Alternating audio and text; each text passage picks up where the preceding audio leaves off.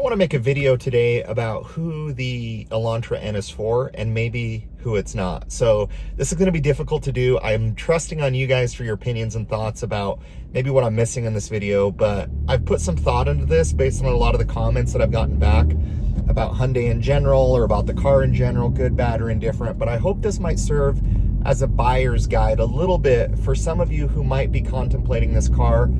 For a little bit of background about me, I've owned the three big muscle cars from Challenger, Camaro, Mustang. I've owned the new Supra. I've owned the new WRX. I've owned the new Volkswagen Golf R. I've owned the new Toyota GR86. I've owned a Honda S2000, a Mitsubishi 3000 GT VR4, and an Acura RSX Type S. So I feel like I bring a pretty big, wide spectrum of experience in different cars. And so obviously you guys all know what you like. I can't tell you what you do like or don't like, but based on some of the comments I get, some of the feedback I get, I want to share with you who I think this car might be for and also who it might not be for. All right, first off, let's talk about who this car I think is for. I think this is for someone who is on a budget that doesn't want to break it spending $40, $50, $60,000 on a car, but someone who does appreciate cars or who is a car enthusiast or someone who wants to have fun. As we grow in life, as we get married, we have kids, different things, you still want to feel like you got a little something in you, that you're still fun, that you're still exciting, and you don't want to drive a boring Toyota Camry or something like that. So this car is for someone who's on a budget, someone who might need four doors, but wants a sports car, right? And as we know, with sports cars, you're typically kind of confined to two doors, not a lot of space. So this, obviously, I've shared videos on it of daily driving it, putting groceries in it, hauling kids around in it. So I think of someone who needs the space, who's going to haul other people around, but doesn't want to sell their soul on driving something that's not as fun. Now, this car, it definitely has attitude. When you look at the outsides of it, from the hard lines built into the side of the car, from the red lip around it, from the exhaust that's loud for considering a four-cylinder car, to the wing on it, to the looks, everything about this car is aggressive and not trying to be something that everybody else has done. This car just doesn't really compare to a lot of other things because it's definitely got spunk and it's definitely got personality. So I think people who are car enthusiasts but don't want to break the bank, you know, it's gotten so ridiculous. If you look at the price of a new Mustang being up near, you know, above $50,000 for the GT trim, prices of cars have just gone astronomically through the roof. And it really has turned off, in my opinion, a lot of people into buying performance sports type cars. So I think this fits that mold really well of people that typically would buy something like that or something more aggressive, but doesn't want to bring the bank, but wants to have all the fun that Elantra N could have. So you might need something that's an all-arounder, but something that's got attitude, charisma, something that you can have fun with, maybe track occasionally. Or it also might be for someone who's just a hardcore, you know, wants to go track a car. This might be one of your first entry performance-based cars. Here, I'm just grabbing my Chick-fil-A order. Hey. Yep. All right, thank you. All right, so this might be for someone who, this might be your first performance car. You didn't want to break the bank, but you want to track something, you want to have fun with something.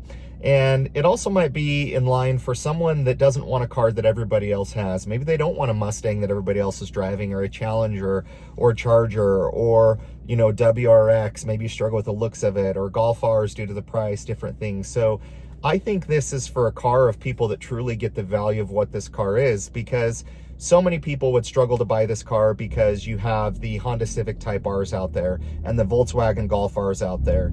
And Hyundai isn't known, I think it's got a good brand, but they have some more work to do on their branding, of getting people to try their cars, speak for their cars, because once people drive the Elantra N, I think people actually really get it, and you realize that going out and paying for a Volkswagen Golf R or a Honda Civic Type R is overkill, and you're spending a lot more money for very marginal gains, if that, at best.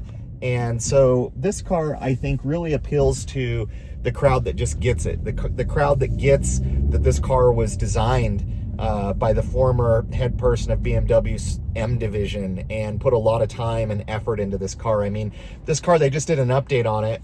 This is the 2025.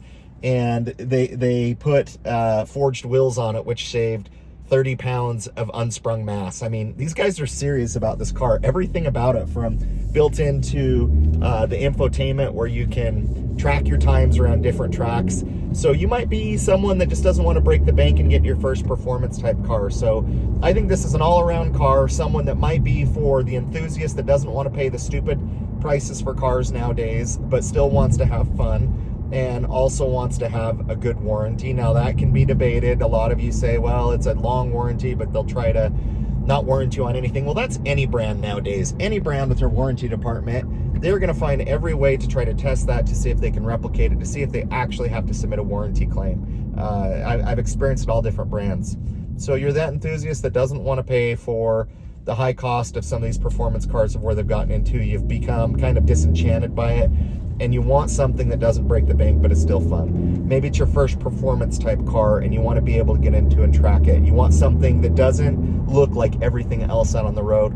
Or you're kind of a family man like me and you need the space, but you also want to be able to turn it up and have fun with it. I think that's who this car is for. Now, who this car isn't for, in my opinion, and this is just my opinion, I can't tell you guys what you will like or what you won't like. Everybody has different opinions around that, just similar to someone that you would date, right?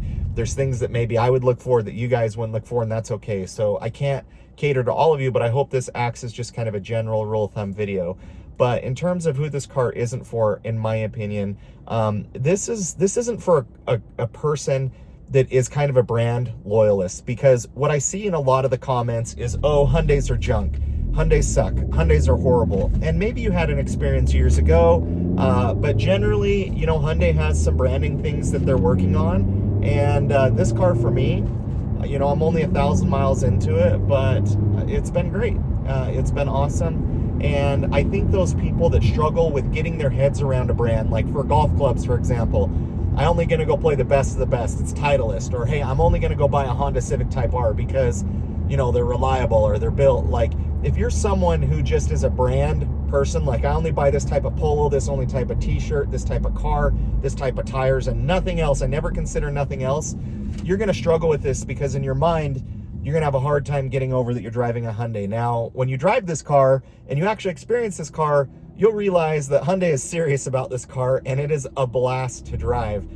This car, I will say honestly, after owning it, in conjunction with the new WRX and the new Golf R, I find this car more fun to drive. Scream at me, call me in the comments, but if you've owned all three of those cars, you can make that assessment like I am. But overall, it is fun. But if you're someone from a branding perspective that's who you are, you're going to find ways that you don't like this car if you go and buy it. You're going to find ways where Hyundai may be cheaped out. But guys, for $35,000 and what you're getting for this car, like, it has so many things. It is so hard. And yes, there's going to be areas where they cut corners, but you know what you're getting in a total package is phenomenal for this car. It really, really is. So who else wouldn't like this car? If you are someone that is, and I find this comment funny, everybody's a rear-wheel drive, all-wheel drive. I can't do front-wheel drive. Like, you're probably not going to like this car if you historically have not liked front-wheel drive cars, because you're going to deal with some wheel hop. You know, right now it's 50 degrees outside and I got no wheel hop. You've seen videos from me where I've had wheel hop. It's because it's colder outside. So front-wheel drive, like if you're just not into front-wheel drive cars, I can't convince you of that, and you're not going to turn that corner of all of a sudden liking front-wheel drive cars. Now, with some bushings and some different things, you can fix the wheel hop. And for those of you not familiar with what wheel hop is, you go to take off and you're not getting traction. Well, the Honda Civic Type R is also front-wheel drive. They've done a good job at mitigating it as well, and Hyundai made some changes to the refresh to mitigate this. So if you're someone who just has always struggled with kind of wheel hop or front-wheel drive cars, you're kind of, you know, so many of you are, oh, I need it for where I lived. I grew up in Idaho. I have driven on ice. I have driven on all types of roads. I have driven rear-wheel drive manual muscle cars in wintertime. I've driven front-wheel drive. You can drive any car in any condition if you have the right tire and if you have the right know-how of how to drive the car. Now, if you just want to be someone who just is heavy on the gas, then yeah, you're probably going to need an all-wheel drive car, because you just you're not learning how to drive in the conditions. So if you're set on front wheel drive, this car isn't going to be for you. But this car is fun, it really is.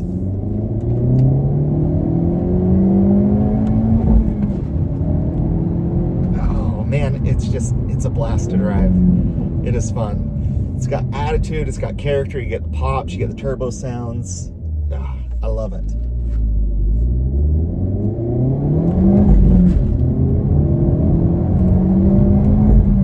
Man, woo, it is fun. So those are a couple different personas of who this car is for, who this car isn't for. But, you know, someone else who this car isn't for is someone who might be a little bit more traditional. And traditional is fine, but what I mean by that is this car, I've never seen another car designed like this, where it's got like the hard body lines from all different angles built into the car. If you're someone that likes kind of more of a traditional like car, you know, clean silhouette, you're gonna struggle with this car because it's gonna be too loud and obnoxious for you. But personally, that's what this car is trying to be. Is it's trying to be different, it's trying to be fun, and it's trying to check a lot of boxes, and it's for a certain particular group. But if you're someone that historically, you know, kind of just doesn't like aggressive body styling and like something more traditional, this car is probably too flashy, too loud for you, and it might be something that you might not like. So that's just kind of my opinion. I also think, and this is just my opinion, if you've historically always driven all-wheel drive cars, WRXs, Golf Rs, you're going to come to this platform and you're not going to like it because you're not going to have traction all the time. You have to be okay with that. But what's so funny when you look at front-wheel drive and rear-wheel drive cars have the same problem front-wheel drive cars do. Now, rear-wheel drive cars, you know, sometimes don't have, well, a lot of times don't have as much like hop in the car because, you know, the power is being sent to the rear wheels. You're not having that bouncing unless you're driving like a Scat Pack or something, which I had that in it. But you're having the same problems. But if you've always driven kind of a all-wheel drive type car, you're going to come to this and kind of struggle. But overall, those are kind of my personas. Obviously, there's a lot more things I could tackle, from tech to seats to stereos to tires to horsepower to torque to all of that. But I just wanted to make just a kind of a really quick video on a few buyer personas that I think will be attracted to this car and those that won't. Obviously, guys, we could discuss this in 30 different videos. Let me know what I missed. Let me know thoughts that you guys have. Please like, comment, subscribe if you guys like these videos, and we'll catch you on the next one.